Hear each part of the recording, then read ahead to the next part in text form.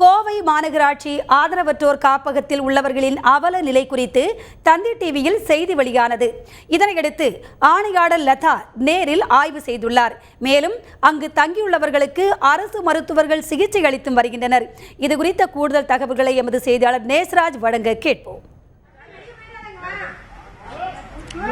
வணக்கம் சௌதாமணி. தற்பொழுது கோவை மாநகராட்சி நைட் ஷெல்டர் என்ற காப்பகத்தில் பிரதீப் என்கின்ற ஒருத்தரை சங்கிலியால் கட்டப்பட்டிருந்தார்.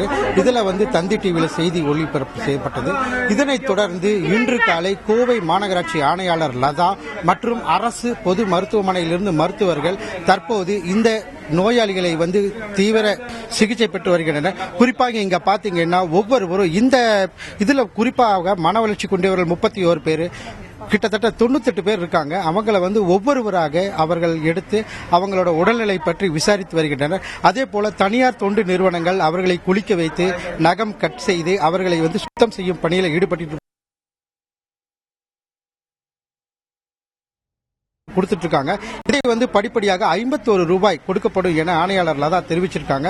குறிப்பாக இது போன்ற செயல்கள் நடைபெறும் எனவும் தெரிவிச்சிருக்காங்க லதா. இதுல குறிப்பாக இங்கு இருக்கிற அனைத்து நோயாளிகளையும் தீவிர சிகிச்சை பிரிவில் சேர்த்து இவங்களெல்லாம் அனைவரும் குணமடையணும் அப்படிங்கிறது அனைவருடைய எதிர்பார்ப்பும் உள்ளது.